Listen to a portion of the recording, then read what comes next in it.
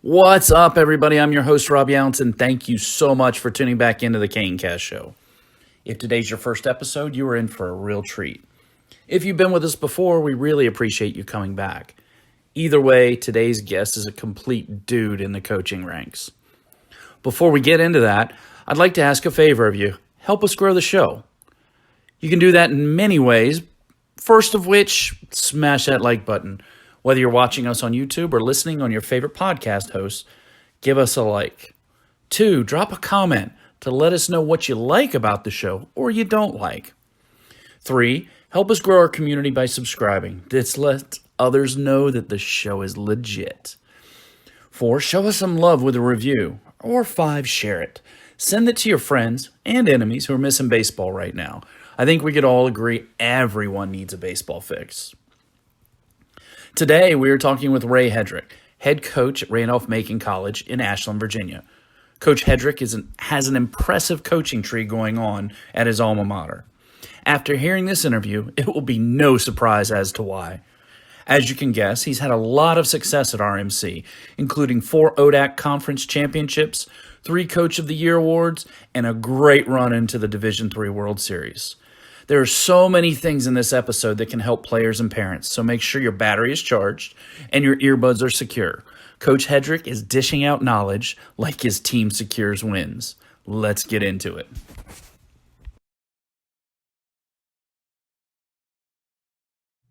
Hey, what's up, everybody? Rob Younts here and Jeff Petty with Canes Baseball, bringing you another episode of CaneCast. And man, do we have an awesome treat for you today. We have Coach Ray Hedrick at Randolph Macon College.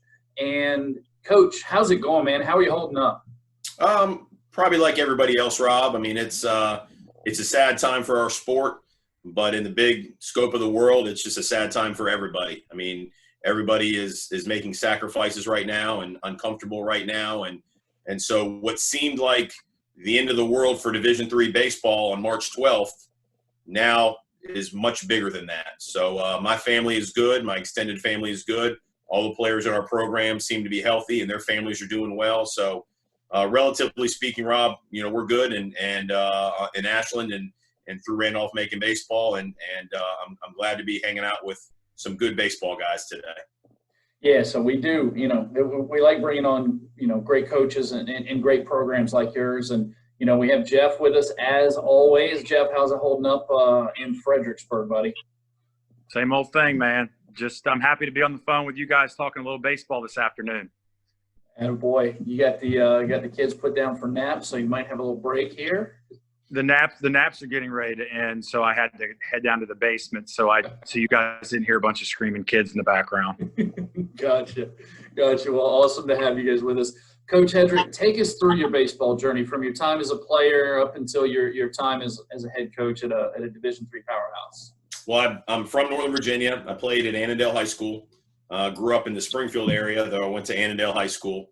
When I got done in Annandale, I wasn't, and I always tell this story in recruiting. I can relate to kids that aren't academically inclined. Now, granted, I work at a school that in an institution that, you know, expects to have students that are academically inclined. But from a relatability standpoint, look, I was a 2.5, let's say, and below 1,000 SAT. We'll just leave it there.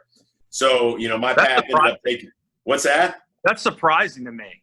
No, it's me as well. Jeff, I had 2 superlatives in high school. I was the most mischievous and I was the class clown. So I had to pick one to put in the yearbook. So I was not I was in a little bit of mischief in high school for sure.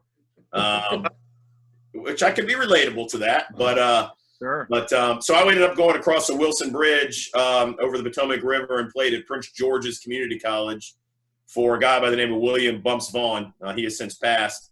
I was there in 94, 95, and a lot of the guys I played with at that time were from Riverdale Baptist, DeMatha, you know, some of the private school guys in and around PG County. And it was a competitive program. Now, the Maryland JUCO system has changed a lot of ways since the mid-'90s, clearly. At the time, if you lived in Northern Virginia, you either went to play for George Schaffner at Montgomery Rockville or you went to play for Bumps Vaughn at Prince George's Community College. So myself, 2 or 3 of my teammates from Annandale, guys from Falls Church, you know, we had a caravan that would go across the Wilson Bridge every day to practice and play over at PG and take our classes. We did get to take our fall classes at Nova at the Annandale campus to save a little bit of money since we were out of county residents. But yeah, so that's where I spent my first 2 years, and then ended up down in Ashland. I was a small school guy. I had pro aspirations, but I was not a pro caliber player. So I took my talents from PG Maryland to Ashland, Virginia, and had an opportunity to look at Mary Washington and Catholic University, and at the time Shenandoah University when Todd Held was there, Bridgewater. My high school coach had played it. I knew the head coach at the time at Chowan, so I looked at Chowan. But Ashland was the right fit for me at the time because I hadn't really been. You got to think, my first 2 years of college, I was still commuting from Springfield, so I had not been away from home. I was a little bit behind the curve when it came to that. So my comfortability just put me in Ashland, and I felt like it was a better place for me to play. The program wasn't quite as successful at that point as maybe a Mary Washington, but played for a really good human being in Greg Waters, and made some lifelong friends in Ashland, and didn't win the championships that we'd set out to win, but I wouldn't be here if I hadn't had that chance to come to Randolph Macon and play for Greg Waters and be recruited by Max Anderson, who is now, works for BSN up in the Winchester area. But as soon as I got done playing, I had to figure out what I wanted to do, and I really had no sense of direction. I mean, I loved baseball, and I didn't see myself doing anything but baseball. But my first avenue was actually working in minor league baseball. I worked for the Bowie Bay Sox, the minor league affiliate, AA affiliate for the Baltimore Orioles. And, to be honest with you, I probably went there for the wrong reasons because I had a chance to go to Shenandoah and work with Paul O'Neill immediately out of college. And Paul O'Neill was the head coach at Shenandoah. Now he's at UNC Pembroke. But I passed on that, and I went to Bowie and worked for the Bay Sox. And it was a great experience. I mean, I really enjoyed that side of it. But I didn't realize until April of 1998 when those guys came back from spring training that it had nothing to do with baseball and everything to do with business. Board meetings, advertising, sales, in-game promotions. My job, and people still kind of rib me about this today, my game day job was working the carousel and the kid zone down the right field line. And so, I mean, people that were friends with me then or knew me then and know me now always bring that up. I had the carousel, I had the speed pitch, I had all the games down there, the tickets. It was like a carnival. That was my game day responsibility. But when the players came into town in April, I found myself more engaged with them than I did in my job. And so my lunch break consisted of being on the field for early work. And that's when Calvin Pickering, Sidney Ponson, Ryan Miner, who obviously was the trivia answer to replacing Cal Ripken. Ryan Miner was there. And then a young guy, a young teenager, tall, slender kid, clean shaven with basically a flat top, rolled into town late that spring by the name of Jason Worth as a catcher. Oh, wow. That was early in his career. But I just, and the GM at the time, he knew that where my passion was. So I started that call again and that conversation with Coach O'Neill at Shenandoah. And in the summer of 1998, after the season was over in Bowie, so I guess early fall, I should say, I left Bowie and moved into Coach O'Neill's basement in his split-level house in Winchester and began the journey with him at Shenandoah and then at UNC Pembroke. And because of that experience and that time with Paul O'Neill, I ended up here in Ashland, and 16 years later, here I am. 16 years later. So here's a great connection. And I believe I've told Jeff this before. I actually grew up with Coach O'Neill. He went to Cox High School. And back then, there wasn't a lot of fall baseball. Teams weren't playing each other. There was a league at Old Dominion. And they would take all the guys and throw them in a hat and pull it out. And that was your team for the fall. And Paul and I were on the same fall team for a couple of years. I think there was a little bit of shenanigans going on there because they kept putting Paul and I together. So we were the double play combination. I'd play short and Paul would play second. And we turned like 3 or 4 double plays in the 9-inning game and had a whole bunch of fun just going out there and beating up on people. It was a lot of fun. That's what makes this awesome. I mean, I had no idea. And I've known Paul O'Neill for 20 years. And I had no idea. Clearly, there's a connection between Paul, Jeff, and myself. And I've known Jeff since he was in high school. But I had no idea. And that's what makes this game great, is you just talk to somebody new every single day. And you're like, wow, I didn't know you knew him or you were connected with him. Or, I mean, that's great. I mean, the first thing I'll do when we get done is I'll reach out to Paul and say, hey, Rob Younts, back in the day, because he tells all kinds of stories about his playing days, and he tells stories about going to what was it that Old Dominion used to have, the Future Stars dinner? Yes, right. That's correct. He tells stories about going to the Future Stars dinner, and I guess one year he's telling the story of his dad, and I guess that was Newman the coach then. That's correct. Yeah. Yep. So he tells a story of his dad sitting at Cal Ripken's table. Yes. Early in Cal's career, and it just that's awesome, man. That's neat stuff. I remember, so they would do the dinner on Saturday or on Friday nights, and then they would have like a clinic on Saturday mornings, and there were 2 sessions. And my dad was one of the boosters there, as I think Mr. O'Neill was. But we went to that, and you go to each station inside of the field house, and they would you'd have Cal Ripken and another infielder, and then you'd go to the next station.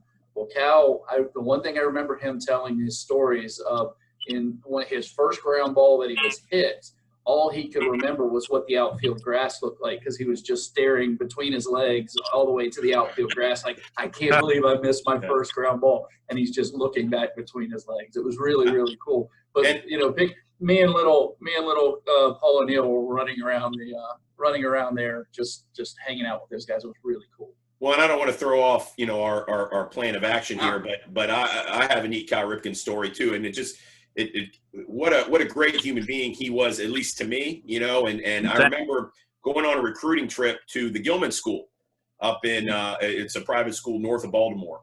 And we were recruiting a catcher up there. And this was, every bit of 10, 11 years ago. But I went up there with my then assistant, Lucas Jones, who's now the head coach at Lynchburg. We rode up together to see this catcher. Well, the head coach at the Gilman School, and I believe he still is the head coach, was Larry Sheets. Yeah. Larry Sheets had some really good career with the Tigers, with the Orioles. So I had a really good rapport. And his son, Gavin, was obviously very successful, played for Tom Walter down at Wake. But in going to watch this catcher play, his assistant happened to be Cal. Cal was his assistant coach. So, no, what a staff, man. What an awesome staff. And, of course, Gavin's playing on the team. He was young. I think he was a sophomore. And Ryan Ripken, I think, was a junior. But, we get there at the Gilman School, and there's Cal Ripken. He's got his helmet on, and he's throwing BP. He's just a normal guy. So I could remember I'm standing there at the fence watching I.O., and he's kind of standing next to me on the other side of the fence, kind of the backstop area at the Gilman School. And they're hitting I.O. And, the one thing, we were just making small talk. And on the cut plays to home, they had their first baseman, who might even have been Ryan, who was set up on the mound side of the plate. And I remember saying at the time the center fielder started throwing the plate, I remember saying, Coach, I called him Coach. And I'm grinning ear to ear inside because this is like one of the best ever in our generation. And I'm like, holy cow, I'm talking to Cal Ripken. And I said, why do you have your guy lining up on the mound side, on the home plate side of the mound? And he said, well, it's just to deep the batter runner. And we start getting into these conversations about why. And I jokingly said, Coach, that's not Brady Anderson out in center field. That kid's going to hit that mound. That ball's going to – and he kind of looked at me, gave me the old touche. Just to have, and I'm sure he was thinking to himself, who is this guy? But it was so neat, and maybe back to the days going to the Old Dominion, meet the stars, or Future Stars dinner. When you meet people like that and you just don't know what you're going to get, and he was just so normal and such a down-to-earth guy, and just to sit there and talk baseball with this guy who, really didn't need to talk to me. It was just really, really neat. And Larry Sheets is the same way. Larry Sheets – has always been good. I still keep in touch with him when I see Gavin doing something on the professional ranks. But what a neat game we're a part of, man. I had no idea you and Paul were friends, which is what at least started all this. We can take this even further. Jeff's team in Jupiter faced Ryan Ripken, right, Jeff? Do you remember that? Yeah, and before the game, Cal was down the line in a golf cart, and I was walking to the bullpen to watch our guy get loose, and I had to shake his hand. Yeah. And he was super nice, but I have a Cal Ripken story as well. My dad lives in Columbia, and Ryan, Cal's son, his freshman year in the fall, played for the University of South Carolina. And I was down there, and we slid in to watch practice. This is, I think, Chad Holbrook's first year as the head coach. I guess this might have been 2013, I believe, was the year, or 12. either way, no one's there. It's practice. It's just a random practice in the fall, and Cal is there. And he's about 5 rows up the first base dugout, and Dad said, "That's Cal Ripken." And I said, "Let's go talk to him." And Dad was like, "There's no way." Like, I was like, "Trust me, he's a really nice guy." At least that's the impression that I got when I walked up to him that day. You get impression from somebody. Right, down in Jupiter. Like you said, he didn't need to talk to you or like have those moments with you, but he willingly did so. He's just a nice guy. And sure enough, we sat there with Cal for probably an hour and a half.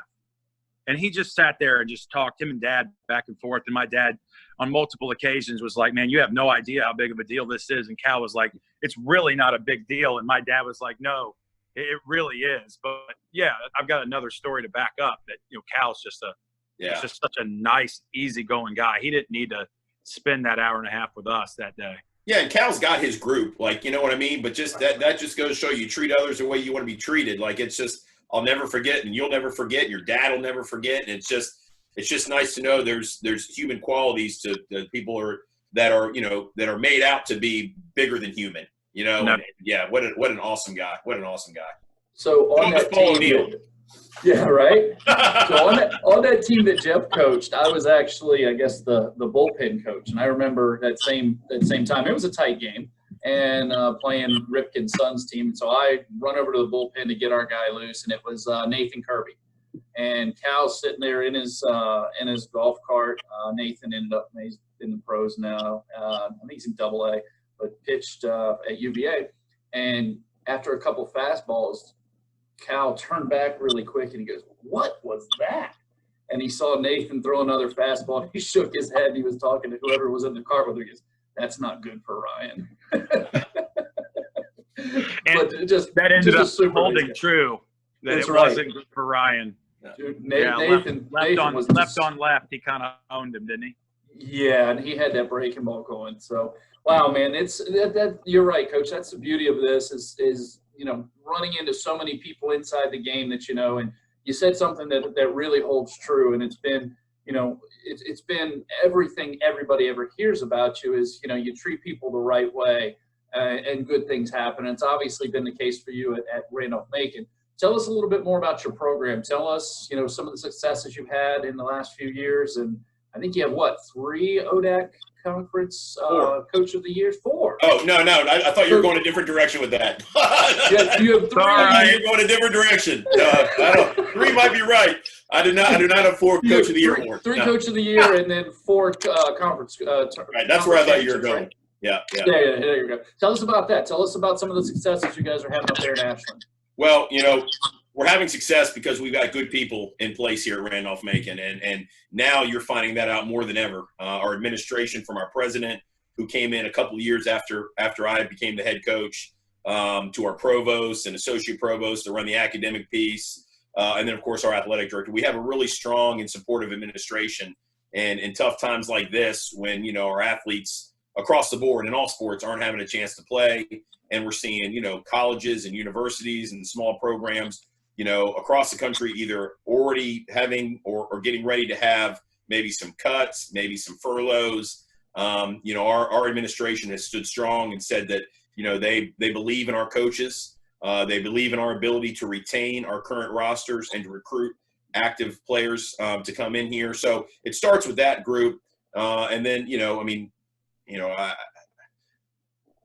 the difference between the Commonwealth of Virginia and a lot of other states, as you guys well know, is there aren't a whole lot of options other than Division I or Division III. Junior colleges have kind of crept up a little bit with a lot more than – when I was coming out of high school, Rob and Jeff, I had to go to Maryland. Northern Virginia Community College didn't have a team at any of their campuses. And, Patrick Henry didn't have a team. Paul DeCamp didn't have a team. Brian Stratton didn't have a team. And I know I'm leaving some people out, but so I had to go to Maryland. Now there's a few more junior college options. And, of course, you've got a competitive program down in the Petersburg area, Virginia State, who's the head coach, Merle Morgan. His son is my assistant coach now, ML. But really outside of, maybe 5 or 6 options, it's either Division I or Division III. Now, you do have 2 state-supported Division III schools in Virginia. You've got Mary Washington right in your backyard, Jeff, in Fredericksburg. And then you've got Christopher Newport, and John Harvell's done a tremendous job as a head coach there over a long period of time. But in the state of Virginia, and what I'm trying to get at here is that most of us at the Division III level are private. And the one thing that I always point out in recruiting trips, when you make a decision, you don't just make a decision based on baseball. You make a decision based on the academic piece. You make a decision based on the demographic piece in the event that something like this happens, or you have an injury or something of that effect that could delay or impact your playing career. And then the last thing you do is make a decision on baseball. Well, as it relates to Randolph Macon, I think we fit those three exceptionally well. We have a very strong, well-recognized degree.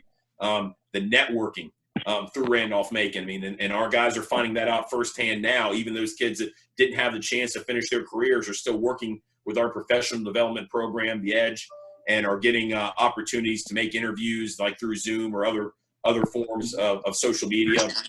The degree recognition, obviously, and people knowing Randolph Macon and people who are connected, knowing someone who knows someone. So the academic piece, check.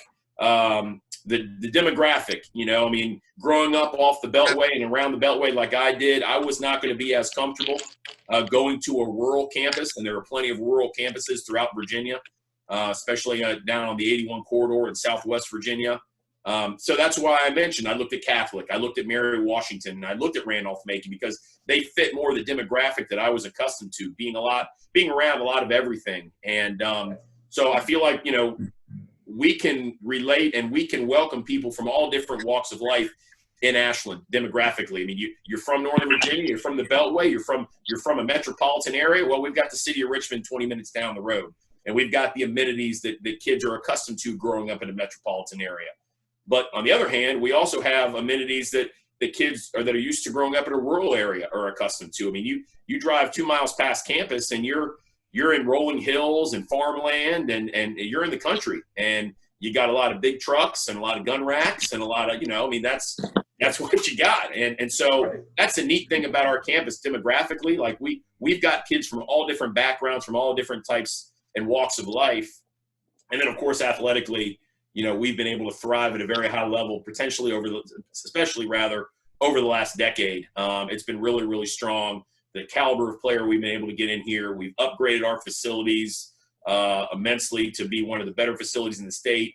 We just did a brand new drainage project, which even enhanced it and allows us to get more baseball played on it. We're getting ready to phrase mow some point here soon to finish that project. So now, when you guys want to come in and play, I don't have to call Jeff on Tuesday when it's raining and say, I don't know, we can play. So it's kind of been the perfect storm here in Ashland. And again, I think it's been that because a lot of the leadership from Bob Lindgren and from our academic administration and our AD and Jeff Burns. But it's been a really, really good place to be employed. You got a really strong support staff now going through the situation that we're all faced with in this world and in this country in particular. And I'm hoping that it doesn't change. I mean, not playing this spring had a pretty significant impact on us as well as a lot of other programs. But as it relates to us, we had 15 seniors.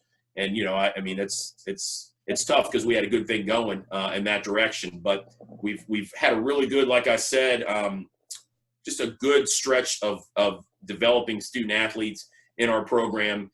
We've been an attractive place to be because of what I mentioned academically and demographically and what we've been able to do on the field. So I'm hoping, Rob, that will continue with some of our young players as we develop them kind of moving forward. Yeah, and I remember seeing you guys were off to a great start. You had a very solid squad. Coaching staff wise, you mentioned ML. I'm familiar with ML, but there's a guy who both of us, Jeff and I, are both very familiar with. Your new pitching coach this year. Tell us a little bit about him. Anthony Burke. Yeah. Well, Anthony, he has been a very nice addition to our staff. It almost didn't happen though, because I was trusting Paul O'Neill to kind of keep me abreast of what was going on as Anthony was finishing his degree work down at Pembroke and helping coach while he was doing so. And I think Paul, like we would expect, wanted to create a position for Anthony. So I just kind of laid low, and I had a really good one. And I don't want to fail to mention, we're good now, Rob, because I have had tremendous assistant coaches. Like, there is no ifs, ands, or buts about it. Like, I do okay as a head coach. I think I can manage people well, But what I'm really good at is surrounding myself with quality people. That starts at home with my wife, but that extends beyond into my professional career. And I've surrounded myself with some of the top young assistant coaches in the entire country. And the proof is in the pudding. They're all head coaches or doing something in the industry now at a very, very high level. But Anthony's just going to fall right in line with those guys. I mean, Anthony, a neat story on Anthony. I assumed he was staying at Pembroke. And when James Walsh, my most recent non-paid assistant pitching coach, had to move on to make money and try to do something with his life in terms of moving forward and whatnot. I was sitting there in July kind of like, all right, well, now what am I going to do? And trying to think of the best options. And I'm looking on, I think it was maybe the 3rd of July. I'm looking on social media, and Anthony Burke announces he's going to be the next pitching coach at Francis Marion. So, of course, I called. I remember that. And I'm like, Paul, what is going on here? Like, you told me you were keeping that guy. Yeah, well, so-and-so, this happened and that happened. And I'm like, whoa. Well, I was planning on him moving home and coming to Fredericksburg, and it was like the perfect situation for him. And, of course, P.O.'s like, well, call him. I'm like, I'm not calling him. Like, I'm not gonna, tamper, coaching. I mean, I know coaching Abbott, and having coached at Pembroke in the Peach Belt. Like, I'm not going to stir the pot with Francis Marion. Like, that's not me. And, well, I'll call him. That's what Paul said. I'll call him. And so, I think it was the 4th of July. He was on his way down to a tournament for you guys, I think in Atlanta. And he was driving. And so Paul called him. I think Paul ended up talking maybe to Anthony's dad on the phone. I can't remember how that all worked, but Paul calls him back and says, hey, you need to call him. He's in the car right now. He's got 8 hours in the car. You need to call him. And so I called him, and I said, look, I'm not trying to tamper. I'm not trying to mess with things, but here's our situation, and here's what we're doing. And I mean, I'm telling you, Rob and Jeff, it probably wasn't an hour that, we talked, and then he got off the phone with me. He called Paul. He called his dad. I think he talked to maybe 1 or 2 of our former players that are from up that way, Cole Miglarini in particular.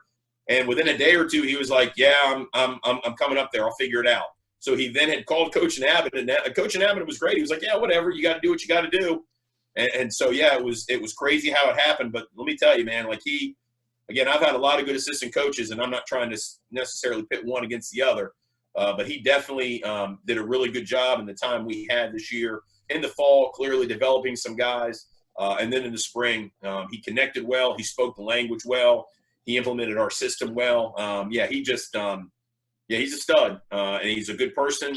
And I expect he's going to do great things in this business. I mean, I'll be really, really lucky if he comes back next year. I'm hoping that he will. I'm going to try to send him some things here to support him during this tough time over the course of the next couple of weeks to try to keep him engaged and involved. Obviously, we talk a lot, but it's tough because, a guy like him isn't making a whole lot of money right now, if any money right now, and he's trying to do some different things to move himself up professionally. But he was unbelievable, and I think our guys would be disappointed if we didn't have a shot at him again next year. Yeah, I know. He's worked with Jeff, for a couple of years with the Canes and done just phenomenal work. So, that's the one thing I think that's really neat to see with you is the coaching tree that you have coming off of you. You do have some guys doing some really big things in baseball, and it's really, really neat to see. And it's a big compliment to you, and hopefully people can just hear this in the way that you talk and the way you talk about everyone else is that you really are invested in their future, and you understand that by giving them responsibilities and making them accountable for, their job, they're doing a much better job of developing guys, and they're able to move on if that's the case, or stay with you and continue to grow. So, well, that's what I tell recruits. I said, look, it's not only our job as coaches and my job as a head coach to develop you for that next stage of your life, to take you from being dependent on mom and dad when you leave home to being independent when you graduate, but it's also my job to help our assistant coaches develop and move on. And each assistant that I've had, and it dates back to my very first one, Evan Brandon, who's now a national cross-checker for the Houston Astros. He's on the amateur level, so he's not involved in any of that mess. So Evan is safe. Evan's a good one. That's good. But Evan, he put his 2 cents in when he was here, and then that took over. That went to Lucas Jones, and Lucas Jones and Travis Beasley were both here roughly at the same time over a 4-year span. They both now work together and are arch enemies down at Lynchburg now. Right. But those guys, I remember them coming in and saying, hey, why don't you let us kind of invest in the weight program a little bit? Let us put our 2 cents in, and and so they enhanced not only their weight program, but a lot of different things. I remember Travis introducing recruiting databases to me and recruiting systems to me because I was an Excel spreadsheet guy, right? It works, right? It worked, but I remember Travis, implementing your recruiting databases in it for me. And then when Travis left for VMI, Matt McGuire came in, and he's the head coach at Roanoke, and he changed our kind of the way we recruited and the direction our recruiting went. And he was only here for 8 months, but that class he brought in ended up being our first group to win over 100 games. We call them our Century Club. They won a conference championship their freshman year. They won a conference championship their senior year, got to a regional championship, won over 100 games. But Matt kind of got the wheels rolling in terms of a different style of recruiting. Now, keep in mind, too, around the time we transitioned from Travis to Matt, we also built a facility. So that's certainly going away from the old school baseball, football, dual sport facility, which was the best of its kind in the South. But we built a facility, so that certainly helped with what Matt's opinions and ideas were from a recruiting standpoint.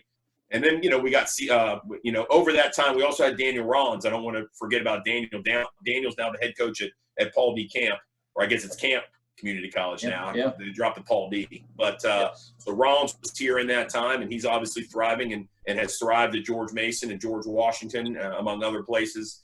But then I finally got some continuity with a young guy who gave me 6 years, and you could see how it really took off with some of the things that the other guys had implemented. CJ Rhodes, who is now down at Longwood. He's a good friend of mine. Oh, He's a stud. Yeah, they're all studs. You really have had a lot of good. You really have had a lot of good coaches come through. It's and they've made me so much better because they've challenged me. That's the really unique thing. Because I know we all get stubborn and we get hard-headed about the way we do things, but I encourage them, challenge me, make me better. And CJ's thing was always, I would say something, he would say something, I would say something, and when we were disagreeing, he would always go, "I hear you, but I think maybe he always had a way to kind of ease into me kind of changing the way he did things. And again, CJ kind of took what some of those other guys had built, and then we had that consistency and continuity for 6 years. And look what it did. Look where it went, with all that and being together 6 years. And then we were really lucky over that time to get guys like Austin McGowan, who had a background at Richmond and had a background playing at Old Dominion. And he snuck in here because he was in the area. And he enhanced us from a non-paid position. And James Walsh and Chris Anderson and Ben Moore. And then it just so happened in 2018 that, ML was transitioning between VCU and another school. And, the other school, it didn't work out the way he wanted it to. But, Coach Tiffler had already filled the position. He assumed that Coach Morgan was moving on. So I can remember that was about the time that Austin McGowan kind of stepped away for financial reasons, understandably. And ML had emailed CJ and I and said, "Hey, look, I'm in the area. It didn't work out where I thought it was going to work out." And this was in the late summer of 2017. And he just asked if he could come hang out a couple times a week. And I said, "You can do more than hang out." But really, I think, CJ and ML together, along with James Walsh, that was like the perfect storm of coaches. And that allowed me to manage because I trusted, CJ to do what he needed to do with the hitters. I trusted ML to make us better with base running, to make our outfield defense better. He implementing a lot of scouting report stuff.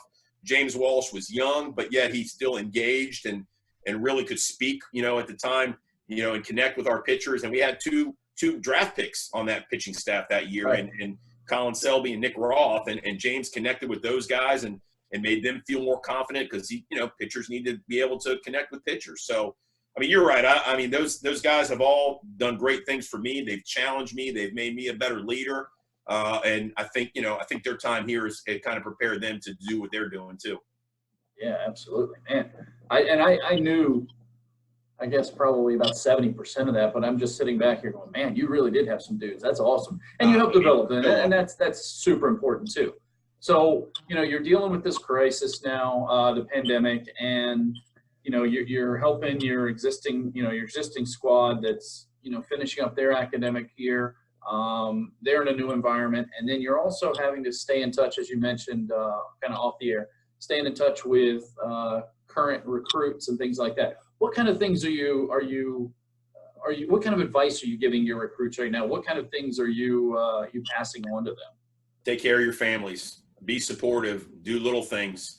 Depending, especially if it can help, from a job and income standpoint. Now, clearly the country is on lockdown, and the more people that stay away and stay out of people's way, the better off we'll all be. But many of our incoming recruits, are part of families that have private businesses. I mean, I know we've got a young man coming in whose family owns a restaurant back in his hometown, and clearly they're not bringing in people to that restaurant, so now it's a delivery thing. And I mean, I don't have to tell these kids what to do. They know. They're good kids. Right. They're brought up well. But just trying to support their families as best as possible, try to engage with their families as best as possible. I mean, we get annoyed with each other and we get annoyed with our families, but we're all very, very lucky to be at home, to be with our families when other people are stuck, across the globe and other countries, or other people are isolated in hospitals. And so, yeah, you may get annoyed and you may need, a break. Go out and ride your bike, or go out and shoot hoops, or just, but just be supportive of your family and work on, I say this all the time, my guys get sick of it, but control the controllable.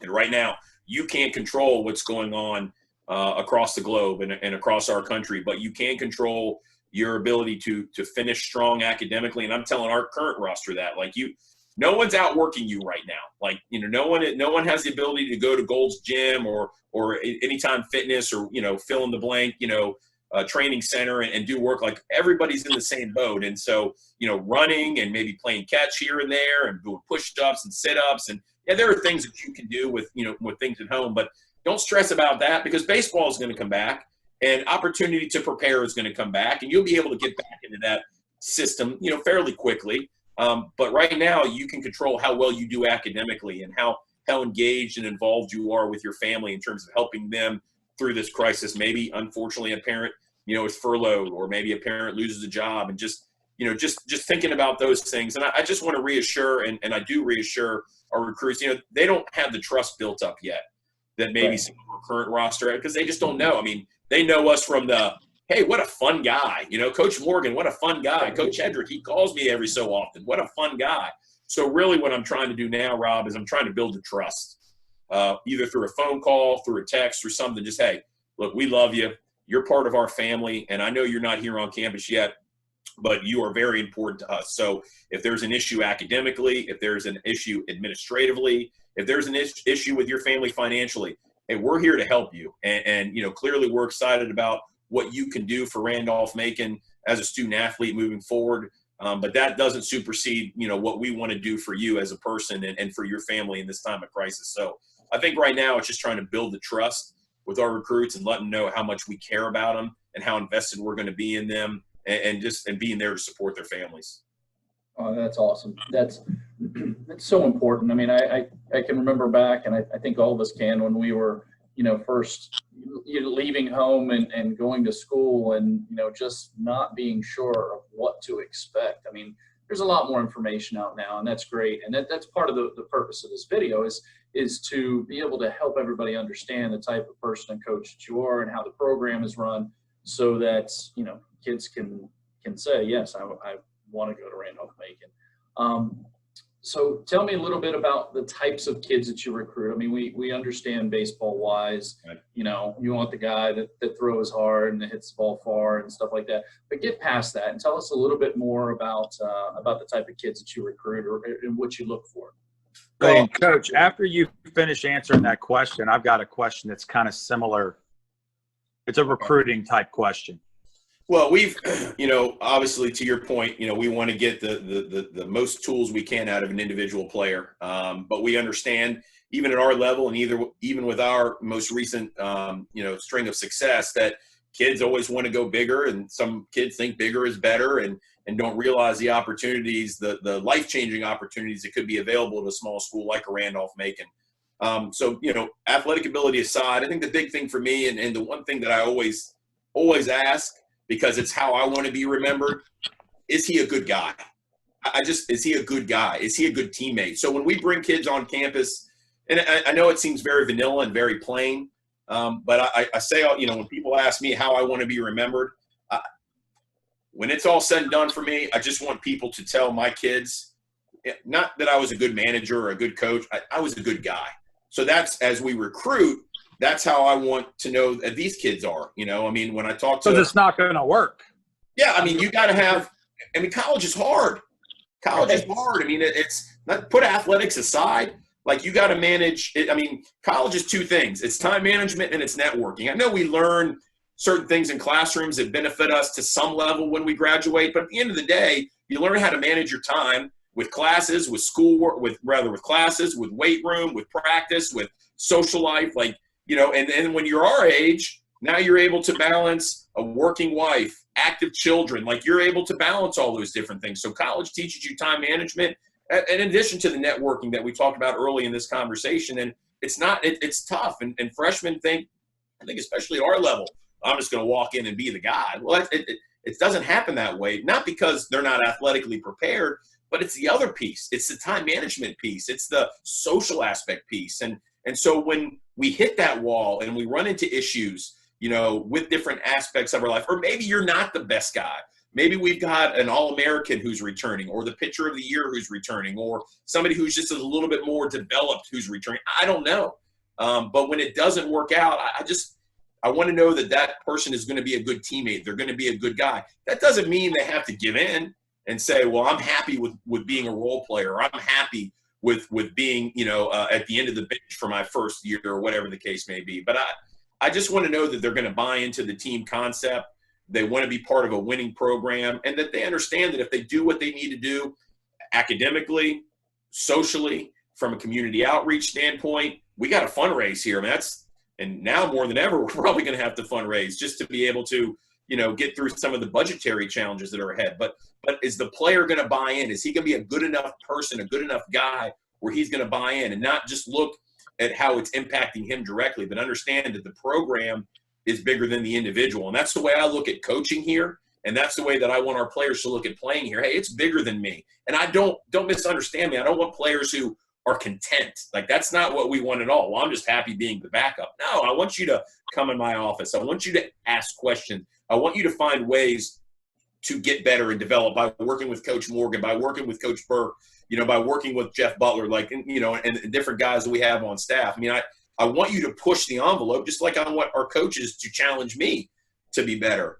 But I also want guys who are going to understand that it's a process, and that and for some, it takes more time than others. Some freshmen jump in and they're dudes right away, right?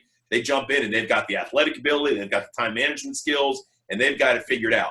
But for a majority, it doesn't work that way. I mean, some of the best players we've had in this program have had academic challenges where, you know, I've had to say, step away from baseball for a week, step away from baseball for a month. Hey, in some cases, step away from baseball for a semester.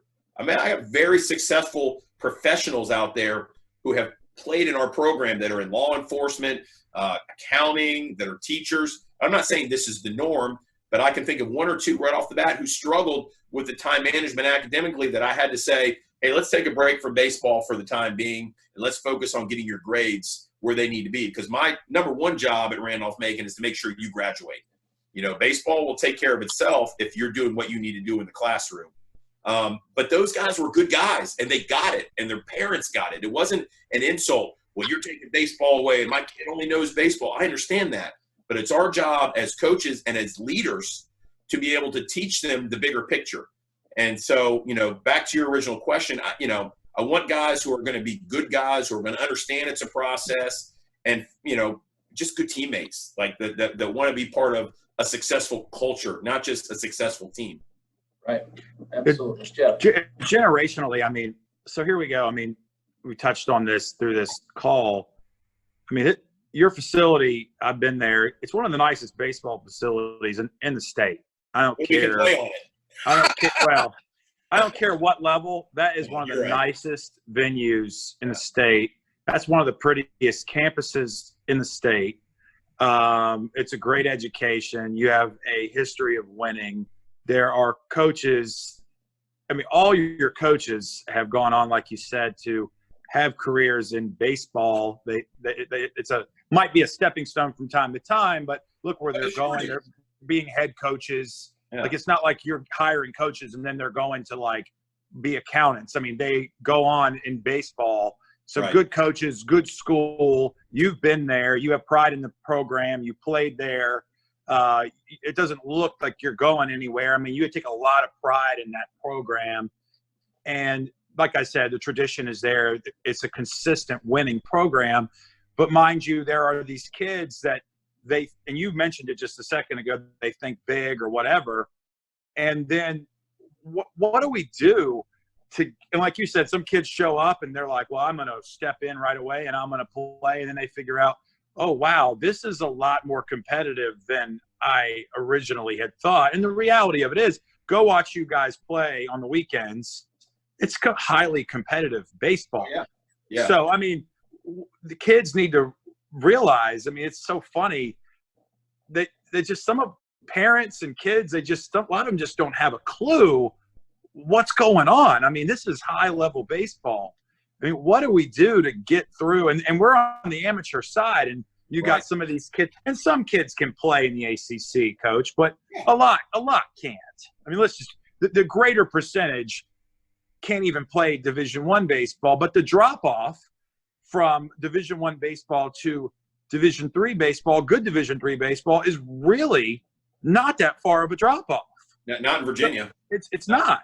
So, I mean, I just don't understand what we do, and it's more of a question I'm asking you. You've been around the block. Like, what do you do to get through it? We see some of these kids playing, and they're like, well, I want to go play here and there. It's like, hey, bud, like, you couldn't play at Randolph Macon. Like, you could have a hard time getting on the field there. I mean, they've got a great baseball program. Christopher Newport, Mary Washington, like, Well, this is good high-level baseball. And I have relationships, friendships with a lot of the Division I coaches in the state. But there are just as many, if not maybe more, Division III programs in Virginia that can compete at a national championship level than there are Division I programs. Sure. And you know, I mean, when you go to college, now we talked about the academics and the demographics, but don't you want to win? Like, don't you want to compete? I mean, that's the one thing that I think draws people, you know, to a program like Randolph Macon is, hey, they're not just going to win a conference tournament and go get blitzed in a regional. You know, they're going to win a conference tournament. They might, if they don't win a conference tournament. I mean, the year we went to the series, we didn't win our conference tournament. Right. We lost in the Final Four, and we ended up, you know, getting an at-large. Now, it was an easy at-large because we were, you know, number one in the country at the time, but we got at-large and fought our way through that regional, which included 2 games against Christopher Newport to get to the World Series. But there are multiple small college programs in this state and our league. I mean, Roanoke went to I'm not trying to promote other but it's true. It's true. ODAC. Yeah. Roanoke was at the World Series in 2017, the year before we were. I think the ODAC up until this year, obviously under the situation, has had a team play for, at the minimum, a regional or super regional championship since 2014. You know, and it's but I don't know the answer. That's $1 million question, Jeff. Like, I mean, we have really good players. It's frustrating. Our coaches, I mean, dating back to all those I've mentioned, from Evan Brandon all the way through ML Morgan right now, and like, they have brought in good quality players to visits here on this campus. Players that have options to go to some respectable Division I programs. And you know, I can dance around and tell them how great we're going to be and show them our rings and this, that, and the other until I'm blue in the face. But you know, I don't know. I don't know the answer. I mean, again, I have a coach at mid-major Division I's, and they work their tails off to do as well as they do. And honestly, they have limited resources, so it's not their fault. I think the bottom line is this: if you want to go to Randolph Macon, you're going to get coached. You're going to get a good education. It's a great school. It's in a great demographic, like you said. I mean, you've got so much around you, and you got a chance to be developed. You know, not just as a player, but you know, as people as well. So it's highly competitive. You like to win, which I know all of us do on this call. You know, it's a win-win. You're not going to lose out going to Randolph Macon, and that can be said for a majority of the other small colleges in the state of Virginia. Like, you're not going to lose out because there are quality coaches. I mean, you look around just at the ODAC and the quality of the coaches in the ODAC. I mean, you got to be kidding me. Like, there are really, really good coaches who, you know, either have coached Division I baseball or have probably had the opportunity to coach Division I baseball. But for a lot of them, and myself included, it's quality of life. I want to be a quality of life coach, not a career coach. And so I'm not saying that I've been, you know, targeted by all kinds of big schools. I haven't. But there have been opportunities here and there to talk to someone about, you know, a small Division I or an assistant coaching position here. I even had a scouting interview one year with an organization about 10 years ago.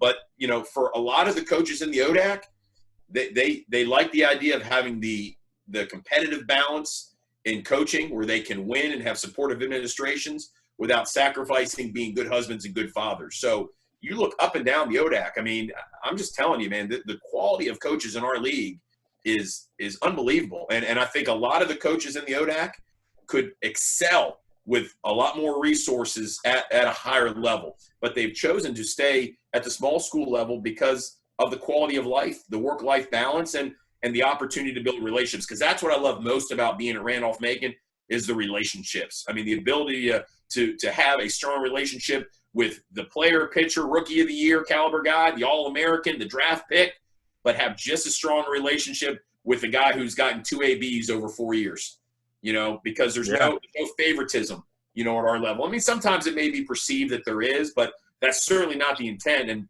I think in our program, that's the thing that I'm the proudest of is when guys make it through for 4 years under all the adversity that they face and all the challenges that go through the course of a college, just a college experience off the field and on the field. And they make it through 4 years, but they haven't played a whole lot. Like, I almost find more value in those guys because they have been selfless and have put the program first. They've been good guys like you and I talked about, Rob. And I feel like I almost have stronger bonds with those guys when they move on, just because I appreciate the sacrifices they've made when they really haven't seen any direct impact from it. Whereas some of the guys that have success at a high level, I'm not saying I'm not close to them, but you know, they may sometimes take it for granted. And you know, when you start talking scholarships, you start talking business. And don't get me wrong, under these times, I'd love to have scholarship money because I could bring my seniors back. But at the end of the day, like, you know, when you don't have scholarships, there's not a business side of things. And so, yes, we are expected to win at the small college level and at Randolph Macon in particular, but it's not a business. It's about if it is a business, it's about developing our kids. And again, as I said earlier, taking them from being dependent on their parents when they leave home to being independent when they graduate. That's what we're in the business of relationships. And so that's what I love about our level. And I think any other coach at any 11 schools, other schools in the ODAC would say the exact same thing. Yeah, I agree. I'm good friends with a couple, or at least one or two coaches in the ODAC, and it's the same thing comes from them, you know. And I think that's a big reason why you've been so successful, Coach. And when everybody talks about you, they say the same things, and they're all very good things. Don't bring it up now. They might not be good. Don't bring it up now. No. It's all good things, and it's neat to see. You know, I've talked to former players and former coaches, and everybody says the same thing about you. So, you know, the more people say it, that you're a good guy, that I hear from, the more it's just reinforced. And this conversation has. But here's the thing, too, Rob. Here's the thing. I mean, look at Jeff and I. I mean, I was an assistant at Shenandoah when Jeff was coming out of high school. And we recruited, Coach O'Neill and I recruited Jeff to go to Shenandoah. And who knows how things would have been different if we had stayed at Shenandoah and Jeff had gone to Shenandoah and where we'd all be right now. But I remember Jeff taking a chance and coming down to Pembroke, North Carolina with us. You know, again, a guy a lot like me, grew up in the D.C. metropolitan area. Yep. And now he goes down to southeastern North Carolina as a freshman in college, not really knowing what the environment was going to be, and with coaches who didn't know what the environment was going to be because we were new to it too, right? So we didn't know what we were getting into, and it was a trial and error for us. But, you know, being able to sustain a relationship with Jeff. Now, I wasn't there for Jeff's entire career because I ended up coming back to Randolph Macon.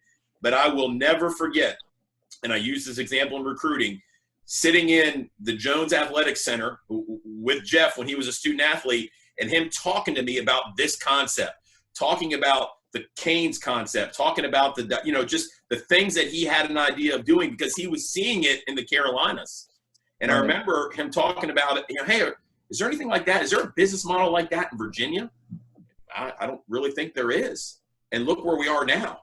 But that was, you know, I mean, that's what we're in the business of is the relationship. So Jeff Petty was a high school senior. He and I talked on the phone for hours on end when I was coaching at Shenandoah because we're both the same type of personality. Mm-hmm. And then we go down to Pembroke and, you know, regardless of successes or lack of successes as a student, whatever, You know, Jeff and I had a good relationship for the time that I was there. I remember him bouncing this idea off of me and Coach O'Neill about starting this when he got home. He spent a few extra years down in Lumberton and Robinson County doing some things down there. But look what it's become, you know, and the relationship has stayed strong for nearly 20 years. You know, no doubt. That's what we're in the business of doing is relationships. That's what's great about the small college level. And I think Jeff and I and our relationship has stood the test of time, and he's done everything he set out to do when he was a sophomore and junior in college. Everything he talked about in that meeting, he has accomplished with help from a lot of good people and his family. But it's just, I mean, that's the joy of coaching, seeing your students, seeing your athletes, seeing guys that you've known since they were 17, 18 years old become men, become husbands, become fathers, and succeed professionally. And that's, so, I mean, right there is one example of the relationships between a player and a coach. No doubt. Sure, I appreciate all that. I'm sure you might have some good stories about Jeff at some point that we might need to share. But off camera. When we're all able to get together again, we'll all meet in Ashland. Oh, man. We'll drain. All I remember, you were only there my freshman year, and all I remember is just you were always up my ass about pulling the ball. No, I was there for more than your freshman year because we were down there. Oh, that's right. Sophomore. You were there sophomore year, too. 203. Sophomore year, too, no? Well, yeah, I mean, because. Yeah. So my junior year, you were gone, I think. 01, 02, 03, we were together. Okay. So we were together in the spring of 01. That's right. I got the job in Macon in the fall of 04. So that's right. Year. Did all the Bolsheviks just kind of run together there, Jeff? They had to run together. Hell, I don't know. I remember you leaving. I remember you leaving. Yes, and everyone went, all right, got him out. Let's go. No way. Dougie Fresh. But no, no, we were there for 3 years together. And that's right. Look at you. You're built the same way now that you were out of high school. You were a freaking man, and you were strong. And I just wanted you to drive the baseball. Now I can't remember 20 years ago, but I feel like you had a swing like mine, and I'm nowhere near built like you're built. Yeah, I hear you, man. I was pulling the ball a little too much. Well, man, you could do some things, man. You had some tools, that is for sure. Yeah, well. Long guy putting you out there in the outfield. Remember being out there doing outfielding drills with you? Man, it was long time ago. Coach, you'd be really proud of him on the field. I mean, he does a great job with the guys. Not only do we face each other, well, we used to face each other inside the Canes, coaching opposite teams, but also coaching. I'm an assistant at a high school down here, and we get to play each other. And Jeff does a great job with his guys. So you guys and Coach O'Neill have laid a good foundation with him. Well, and again, Jeff, like all of us, has surrounded himself with really good people since he's been out of college, like yourself, like Anthony Burke, like his brothers. I mean, you name it. He's had really good associates, really good coaches. I know he has gotten a lot of Hall of Fame guys down this way to help him out. Some of the best coaches in Central Virginia that I've been fortunate enough to build relationships. And I mean, that's life, right? I mean, we're successful because we surround ourselves with the right people. And, no doubt. Yeah, and so I mean, I've watched it from a distance, and just side note, there was one time where I tried to get Jeff to be an assistant at Randolph Macon. Remember that? He had a history down here in Ashland we won't talk about, but anyway, I called Jeff, and because that's when Jeff was really getting going with this business, and he would show up to different events like the Commonwealth Games, for instance, and he'd be looking at guys. And so I remember him talking about wanting to get into college coaching. So when there was an opening, and I believe it was when I think it was in the winter of 07 when Evan left and I hired Lucas. But I think it was the winter of 07 where I was kind of trying to find my way, and Lucas was at BCU, and I wasn't really sure if he was going to leave. And I think that might have been the time that you and I had a conversation because, like I said, you had a little history down here in Ashland. And I remember when I told you what the salary was, you were like, yeah, I'm out, Coach. I'm good. that salary hasn't changed much, which is why I have so many coaches elsewhere. But you keep on getting good coaches, man. Whether you want to admit it or not, they might be leaving their great coaches because maybe you have a lot to do with that. I think I have a part of it for sure, but I think they have a good base. I think they have a good. Sure. I think we've all worked very well together. No doubt. Yeah, absolutely. So, Coach, one more question, and then we'll let you go. I know you got plenty of things to do. What kind of advice could you give to kids? We have inside of our organization, we have kids all the way from youth teams all the way up to, to our high school showcase teams. What kind of advice would you give them now? I know they're all at home, probably getting on their parents and brothers and sisters and all those nerves. But what kind of advice would you give them to be prepared for when the switch does go on? Well, let me just say this, by the way. This is probably, I don't want my wife to know, but this is probably the most fun I've had in 3 weeks talking baseball with you. So, just keep that. We'll edit that out. Yeah. No, but I would say. Make sure you put that in the title. No, because she'll be the first one to watch this and tell me. I love my family. I'm just kidding. But it's been awesome talking with you guys. I mean, this is I could do this all day, man, just talking baseball. And this is probably what I miss the most, being around my guys and being around my assistants consistently and being around quality guys like you. But as it relates to your question, I just think about the conversations I'm having with our players who are getting cabin fever and getting anxious. And, you just got to control what you can control right now. And I don't mean to be repetitive, but no one is really outworking anyone else. I mean, I suppose if you're sitting on your butt and you're not doing anything but watching Netflix and Hulu and playing video games and not being active, well, then, yeah, you're eventually going to get past. There has to be some type of activity. I mean, as I said, I'm doing bike riding. I'll ride, 2, 3, 4 miles a day, and it's fun. Just put the earbuds in and just ride my bike. And so I think doing those type of things is important as it relates to keeping your body in shape. Pitchers doing running, position players doing some type of, cardio or speed agility stuff. And there's so much stuff available to us now online, be it through our own strength coaches or through different organizations like your own. I know you had your strength guy on the last episode, and I'm sure he's got a bunch of stuff, really good stuff for your guys. And so, but outside of that, what you can control right now is your health, your academic success. I mean, some of the underclassmen in high school, they can't let distance learning affect their GPAs, because GPAs are going to play a huge part in them getting accepted to college. And once we do get back going, the train's going to get going. I mean, the train is going to roll because a lot of programs are behind, not the Randolph Macons of the world, but the ACC, the SEC, the Power Fives. Like it's going to be every man, woman, and child for themselves. So the first part to all that is always being strong academically and doing your best in the classroom. So distance learning is hard. It's not what any of us signed up for. Hopefully it doesn't become the norm, because I think it takes away the relationships piece.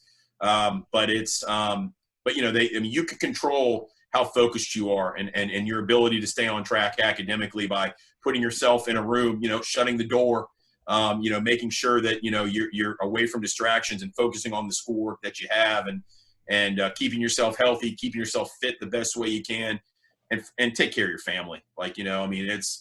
We're all annoyed at times, being inside and being stuck with the same faces and the same people, but we've got it pretty good under the circumstances. And you want to, love the ones you're around and support the ones you're around and take care of siblings, take care of grandparents if that's the case, but just control what you could control right now. When baseball gets going, hopefully if you've done the little things now and you've kept your body in shape, it won't take you as long to recover baseball-wise. But baseball will be there, and great people like you and Jeff are going to make sure kids have opportunities to showcase and put themselves back in a good position to have success. But nobody's outworking anybody right now when it comes to the baseball side of things. So control the controllable. Pretty generic, I know, but that would be my best. Oh, but it's very true. I mean, kids need to hear that, and I don't know that they necessarily hear it enough from people around them. That message is one of the best messages we can have or we can give at this time. I just don't think they should panic. Don't panic. Everything is going to be fine. I mean, I'm not talking about in terms of the virus per se. I mean, I think we'll get through this. We always pull through stuff. But in terms of college selections and visits, and everything is going to be fine. Everything is going to be fine. It's a race. It's a race to get committed. It's a race to do. Everything is going to be fine. I think that's my point. You can't control it right now. So relax. 2021s, 2022s, 2023, 2030s. Relax. Everybody just relax. I'm sure somebody's coming to 2030 somewhere. Yeah, I mean, but no one is getting looked at while you're sitting around. We're all in this situation together. The SEC coaches are in the same situation as the ODAC coaches. and I think that was our fear back in mid-March, early March was, oh my gosh, this is going to be a Division III only thing. How am I going to explain to our student athletes?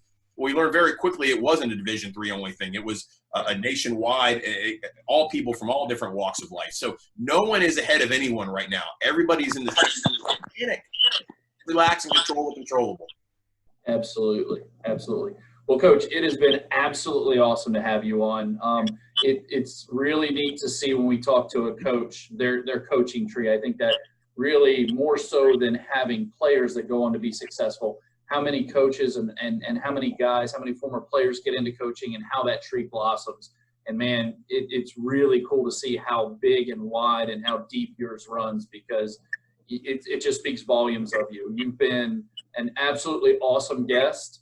And I think I will take you up on the Jeff stories once we all get back together. We definitely need to catch up, because as you said, you're as good as the people you surround yourself with, and I really would like to be around you more, because you really are a class dude and a wonderful coach. So thank you so much. Really do appreciate it. You've been awesome. If there's ever anything I can do for you, and I know, Jeff, you have the relationship there, but if there's ever anything I can do to help you out, please let me know. But until then, keep your family safe, take care of your players, and we will check in with you soon to see how you're making it through this. Enjoy your bike ride this afternoon. I'm going on a bike ride. Hey, I appreciate and love you guys. Thank you for doing love you, Coach. For this take care, brother.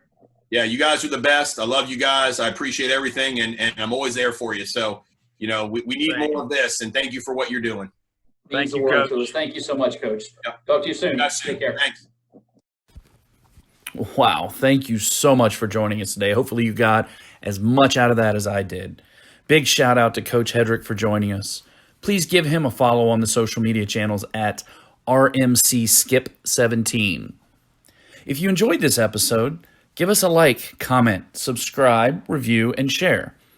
Also, you can give us a follow on social media at CaneCast Show.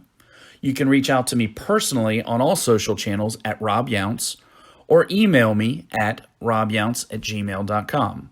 I welcome your feedback as we look to improve this show every single episode. So until the next one, stay safe, wash your hands, and remember, when the coach waves you around third, you better score.